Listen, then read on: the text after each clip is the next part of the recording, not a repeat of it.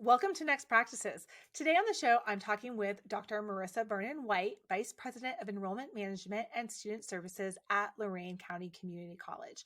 We discuss Lorain County Community College's use of data-informed collaboration and case management to better understand the needs of their students and also to understand the needs of their broader community.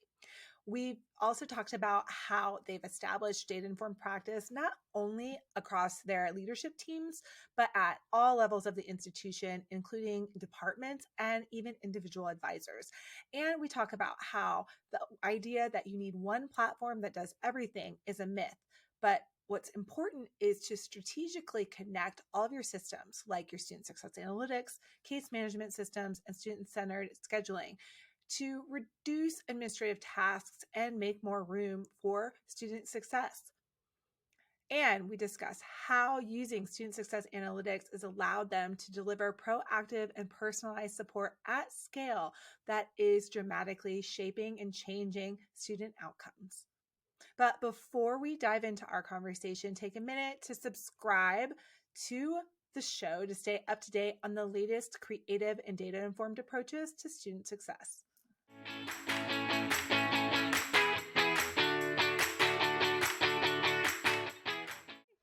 Marisa, welcome to Next Practices. Thank you for taking time out of your busy schedule to share your experiences and your wisdom with us today. Thank you, Katie. I'm happy to be here. So to get started, just so people can get to know you better, I'd like to take a moment for you to tell us who you are and your background in higher ed. Sure. So I'm Dr. Marisa Vernon White. I'm currently serving as the Vice President for Enrollment Management and Student Services at Lorain County Community College. We are located about 30 miles west of Cleveland in Ohio. We serve a wonderful community here that has a lot of diversity in it, suburban, rural, urban populations. And I'm not new to higher ed or community college work. I've also worked at two other community colleges here in Ohio, as well as Kent State Stark, which is an open access regional campus of Kent State University. So my role here at LCCC and really in other places that I have been has always been really focused on like student affairs, advising, student services, enrollment management, and the intersection of all of those things with other people on campus, faculty, services, and people who work all across the campus in really making ideal environments for students to thrive. So at LCCC, our mission is really focused on community. So our mission talks about providing opportunities for individuals to succeed through high quality education, and that's really what we're all about. We are the community's college and really seek to create an environment where students feel like they can walk in the door, connect with people. There's not as many barriers or challenges as they may think, and that we're really being responsive to some of the things that are going on in their lives. So it's a great place to be, and our students are phenomenal, and our community is definitely an amazing place to serve too. I love that so much. You're not a community college, but you are the community's college. And I think sometimes we get off that center. And I think that's just such a good, simple way to orient in this conversation. Yeah, absolutely. And I mean, that's where our focus comes from, is what the community needs, keeping our fingers on the pulse of what's happening from a workforce perspective, from a family perspective, in our neighborhoods, the students that we serve. So I know that that's part of what we'll talk about today is student success and how we make sure that we're individualizing and also being really responsive in an agile environment. Yeah, and that's a great segue to the next question, which is, of course, talking through what strategic priorities and challenges that you're seeing that's led your institution to take a data-informed approach to student success.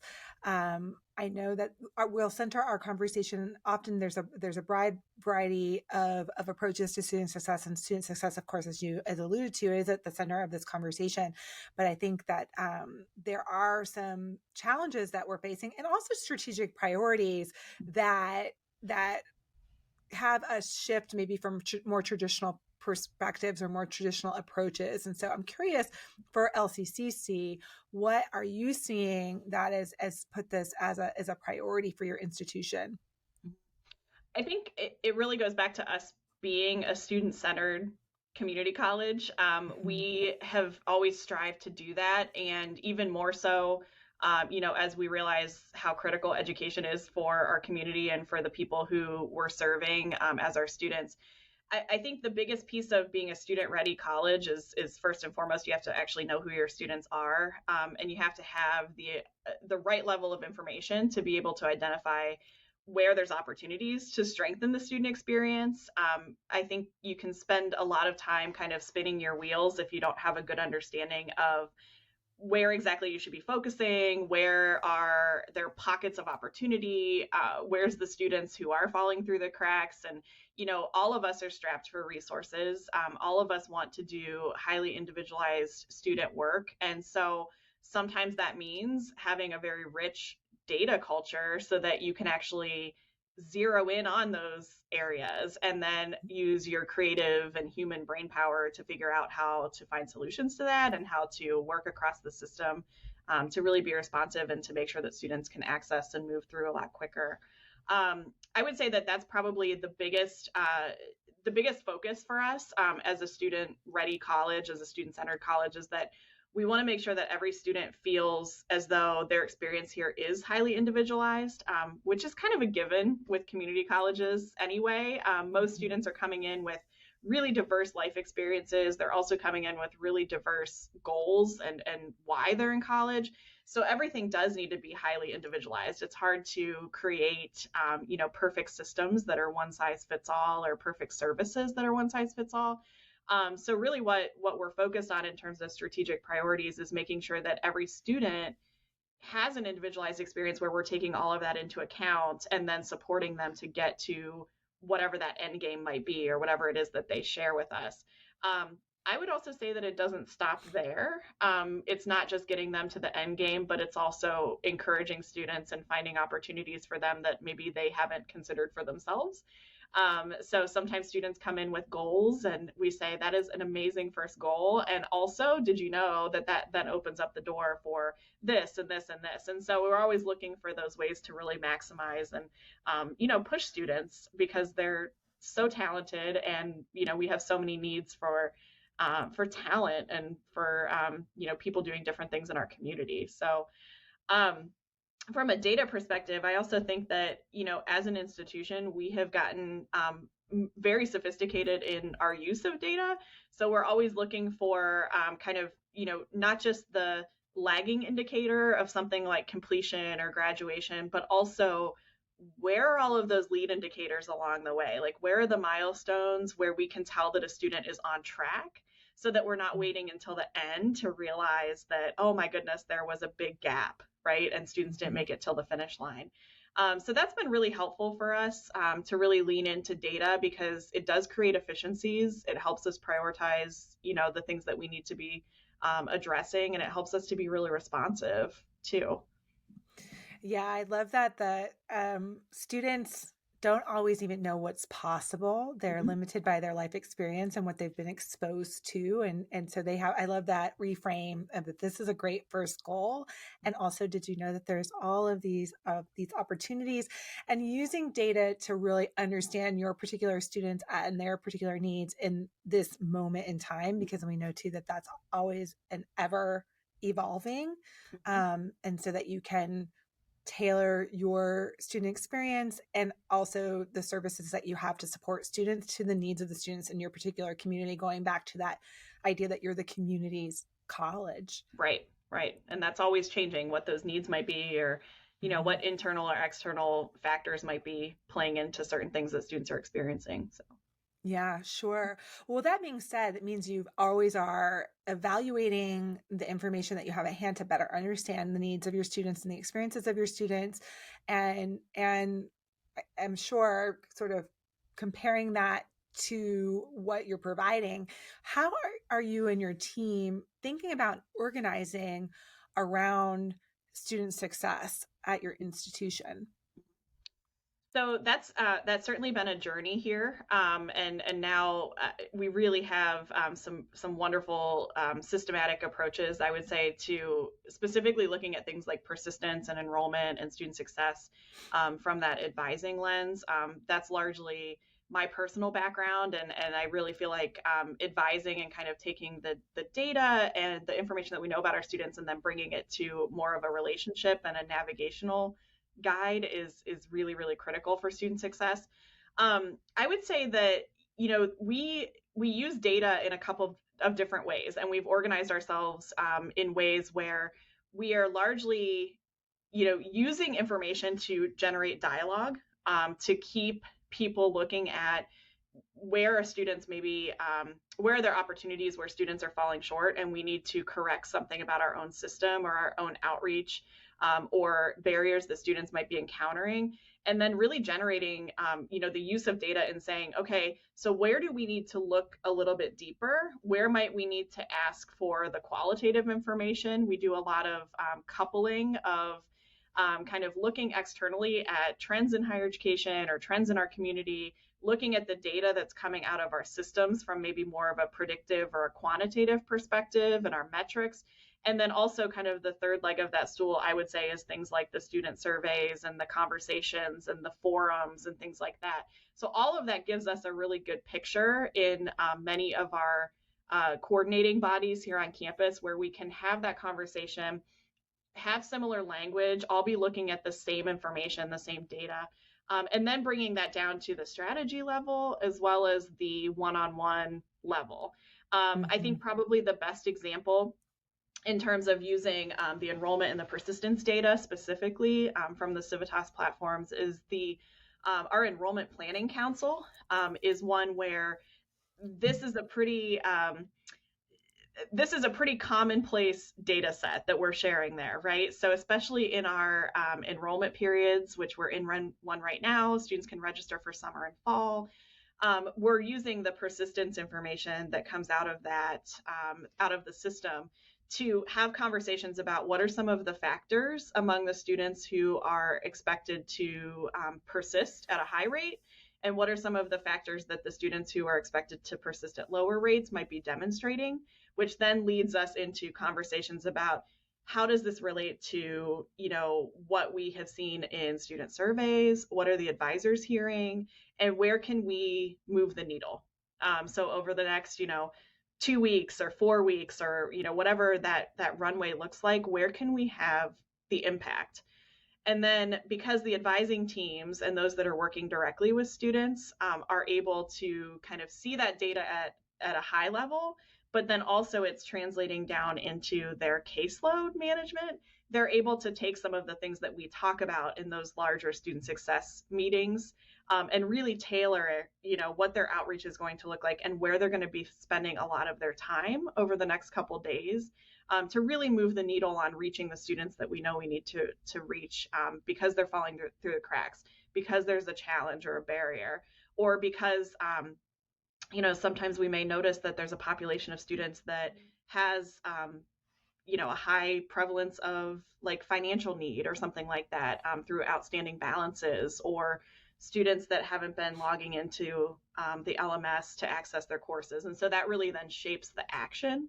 So I would say that that's been a formula for us that has worked really well, is to use data insights to engage in conversation, to identify where the gaps are, and then to empower those who actually work directly with the students to use that information and then to shape whatever their outreach might look like accordingly. So that tends to be a really good recipe that we use here often when it comes to getting everybody kind of narrowly focused on, this is what we need to be doing right now, and these are the groups of students that we really need to focus on.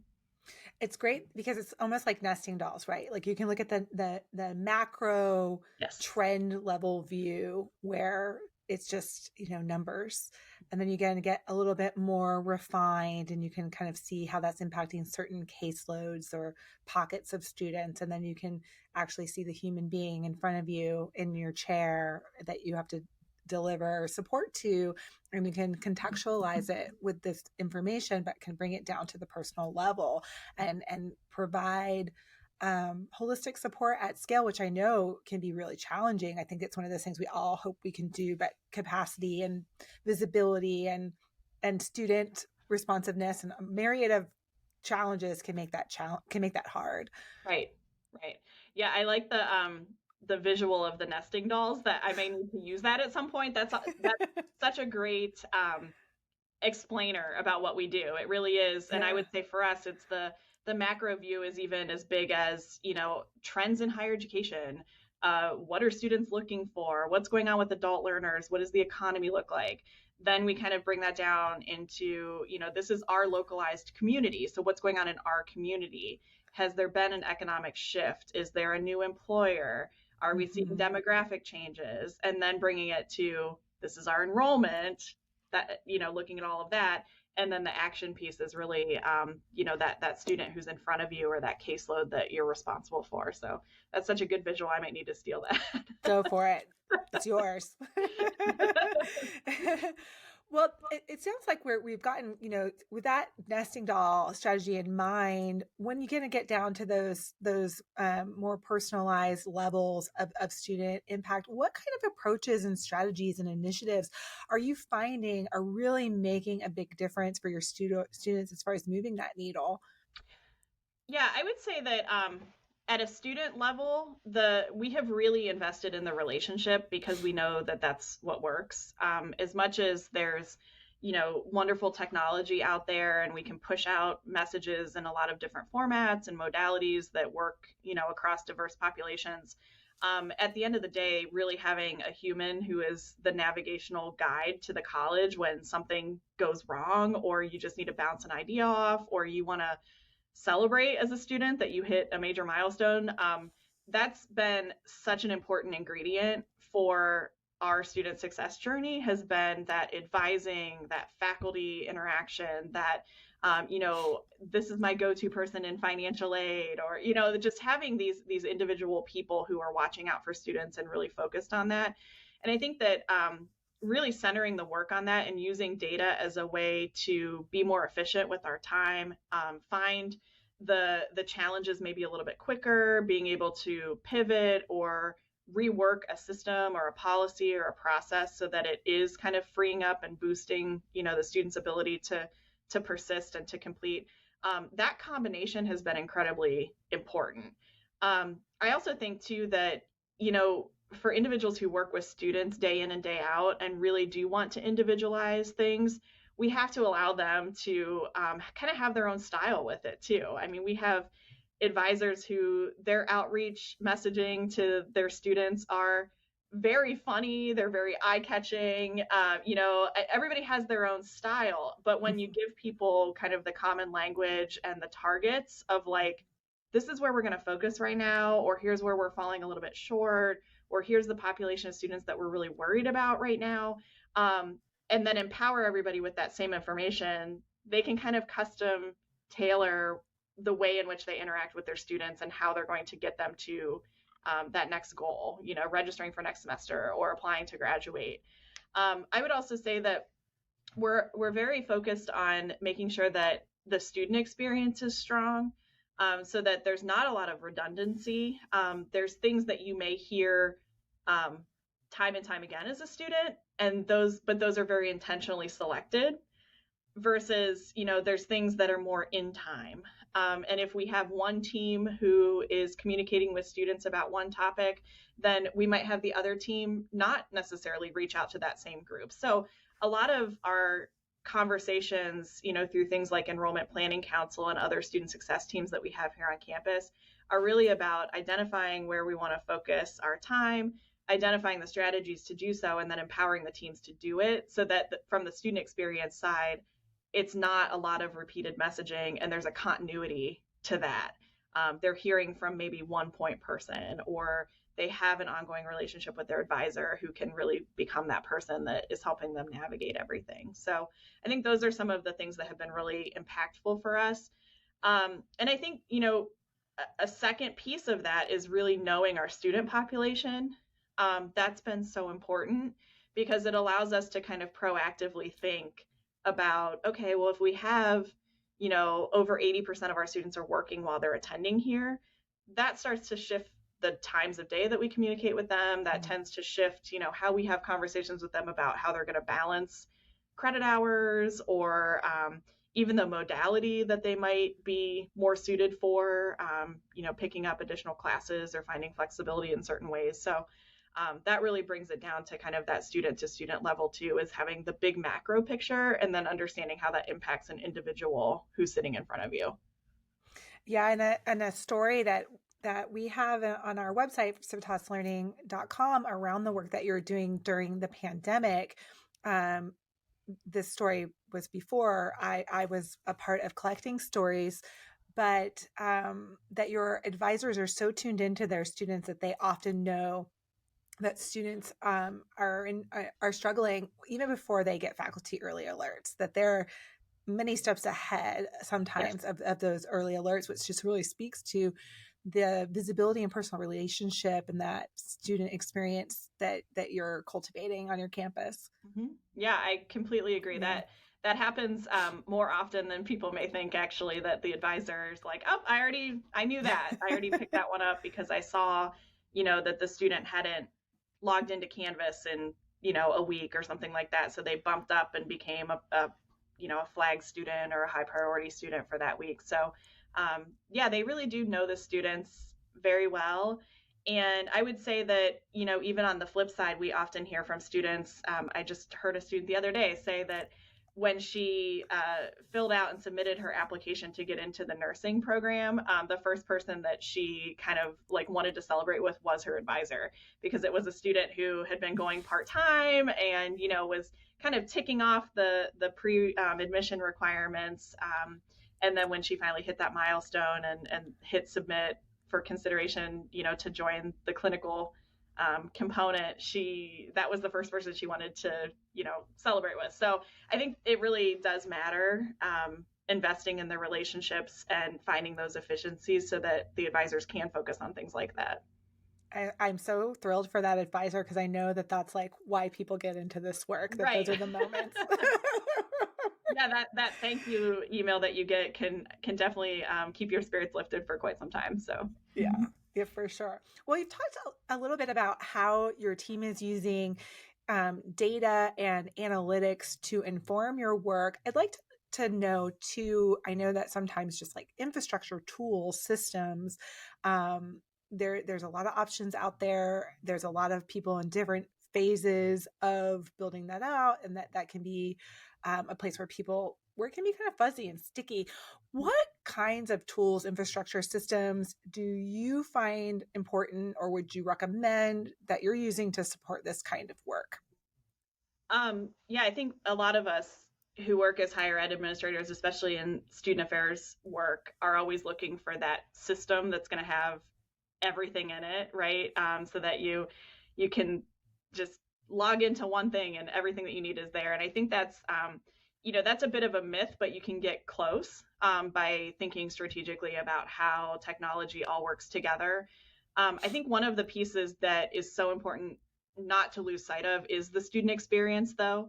If you have too many systems and the advisor is needing to log into a lot of different systems to see this information, or to put their notes here, or to see one data piece or data element about a student, that takes away from the student who's sitting across from you, or who might be in the Zoom room with you, now that we're doing so much virtual advising, because you're so focused on the technology and trying to find the information, and that continuity across systems really helps to elevate the student experience and do what you want it to do, which is actually spending time with the person in front of you or the student that you're trying to help.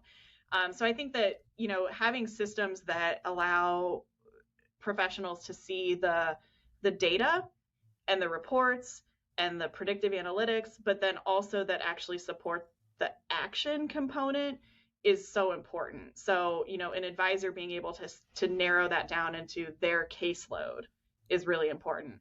I also know too that scheduling software has been a bit of a game changer for us. We've had it in place for some time, but that is also allowing our advisors and our student services professionals to spend more time with students.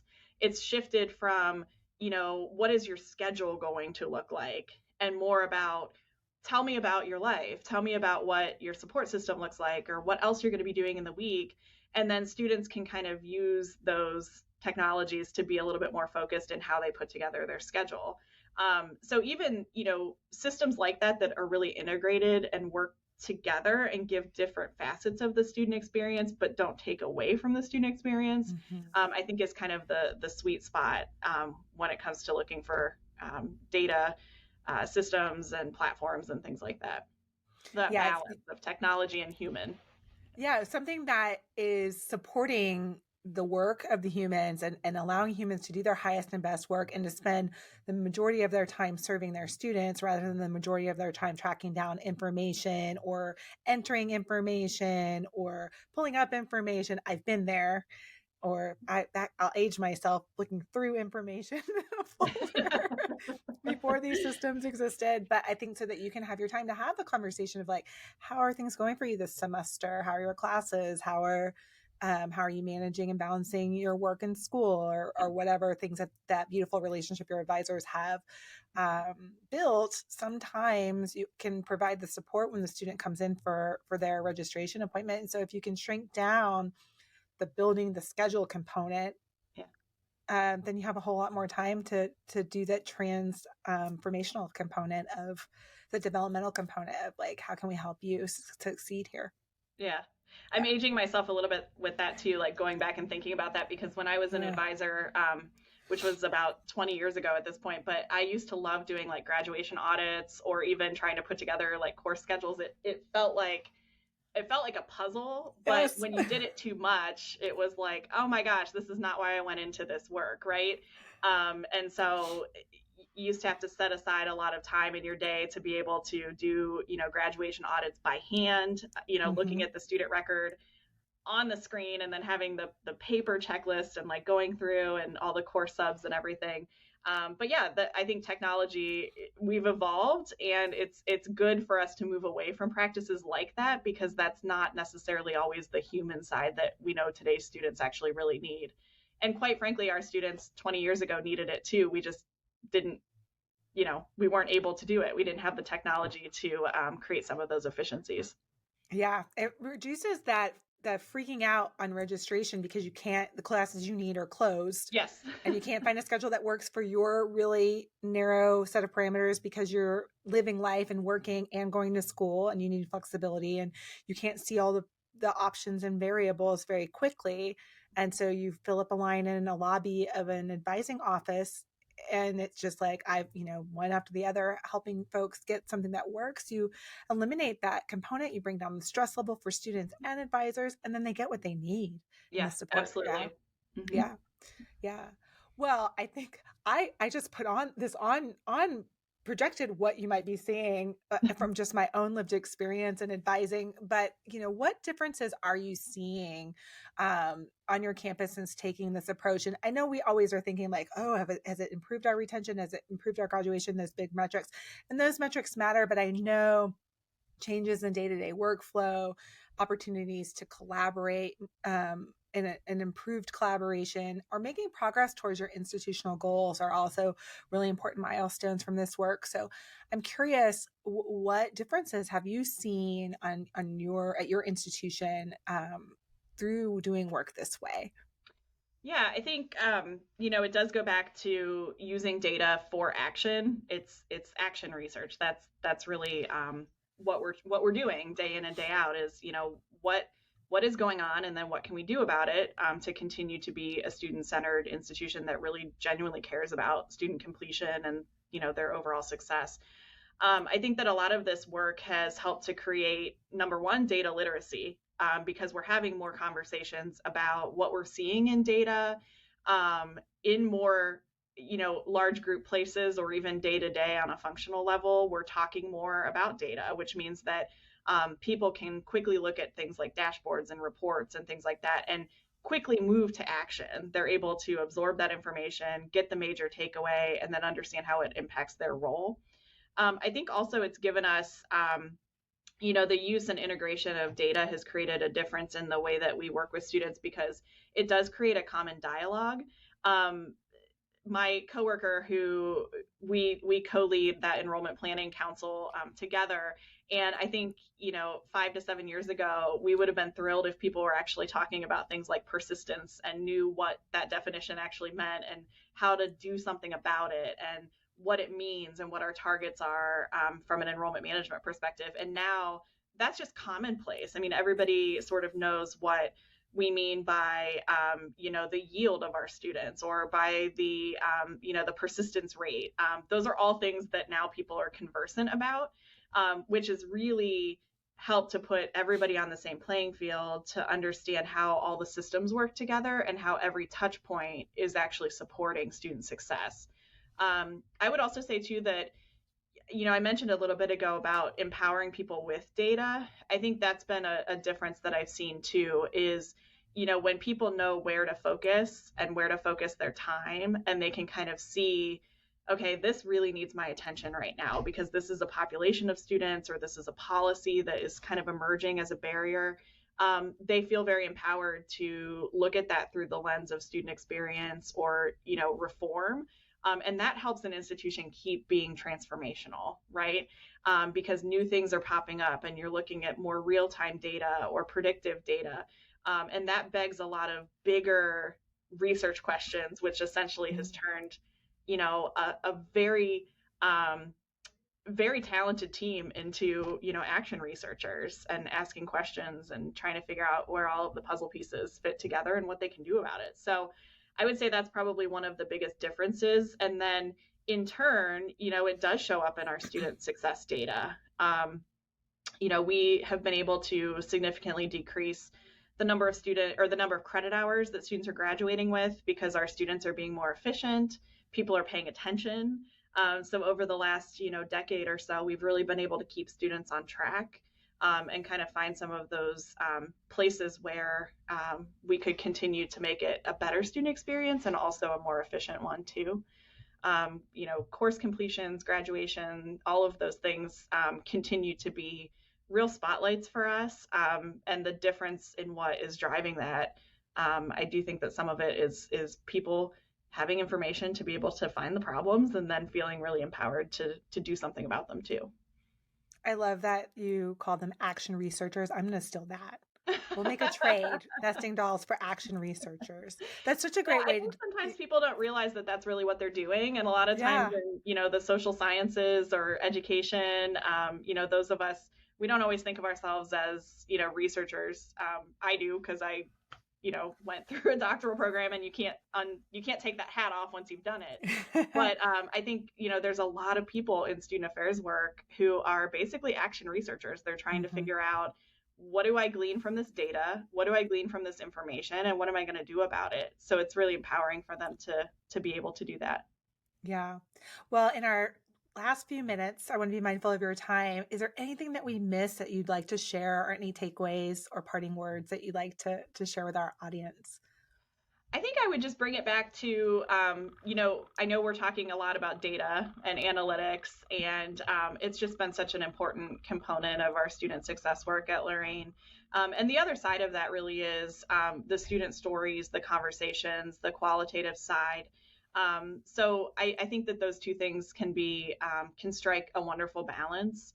And, data and the quantitative side, the predictive side, the analytics, the metrics, the KPIs, all of those things that are driving higher education and the way that we're looking at outcomes, they're really also can be viewed as kind of like hints of where to look further for the student story.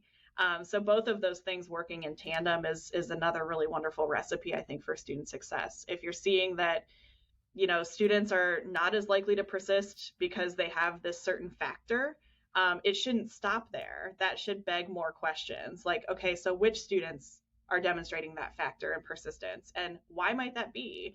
And maybe we should talk to some students and figure that out, or maybe we should consult some of our survey data and look to see if that's popping up somewhere, and really just putting together all of these pieces. So, I think that's the holistic picture that really helps you understand your student population and continue to drive towards being more of a student-ready college. Well, that is a great place to end. Thank you so much, Marisa, for coming on Next Practices. I really appreciate it. It has been awesome. My favorite thing to talk about, higher ed, advising, and student success, and data. I'm glad that's my favorite thing to talk about too. So thank you so much for coming on. Of course.